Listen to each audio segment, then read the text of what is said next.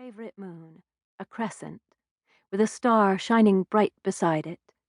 Now her life was about to change completely. Nothing would be the same after today.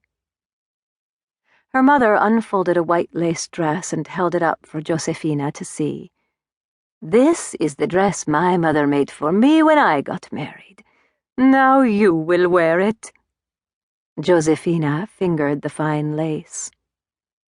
"You know how the dogs are when they're in heat?" her mother asked, busying herself by laying out undergarments and stockings, taking a cameo from its satin box. She didn't look at Josephina, who was frowning at her mother. Why would they talk about something like dogs on the morning before she got married? Josephina's stomach churned uncomfortably. "You know how the boy dog climbs up on the female dog and moves on her?" "Yes," Josephina said hesitantly.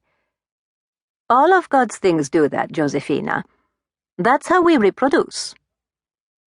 "Reproduce," Josephina repeated. Her mother sighed. She glanced at Josephina ever so briefly. "That's what you will have to do tonight with Vincenzo." "What?" Josephina said. This was too much. In a few minutes her whole life had been turned upside down. She went to sleep, distantly betrothed, and woke to learn she would get married today, that her husband would leave her in 3 days' time and go to America, where he would eventually send for her. And now this thing with the dogs. She could picture it. Their own long-dead dog Jocko, mounting any female dog that passed. Bigger ones, smaller ones, it didn't matter. Jocko was indiscriminate. And jerking around inside them, sputtering and drooling. "You will do it tonight, and you will do it any time Vincenzo wants you to. This is what a wife does for a husband." "But, Mama—" "There's no more to say about it. Now, get dressed. His family is already on their way." Until today, Josephina's days had been her own to do whatever she wished. There were always chores, water to haul from the well in the center of the village, clothes to wash and hang a long string hung from tree branches to dry, bread to bake, pasta to roll out and shape, vegetables and fruits to cook or can or bottle or set in the sun to dry. There was always something to sweep, or candle wax to scrape off the shrines in the church, or helping the nuns with their flock of sheep. But even with all of these things to get done every day, Josephina still had time to wander the hills outside the village, to pick wildflowers there, or wade barefoot in the stream.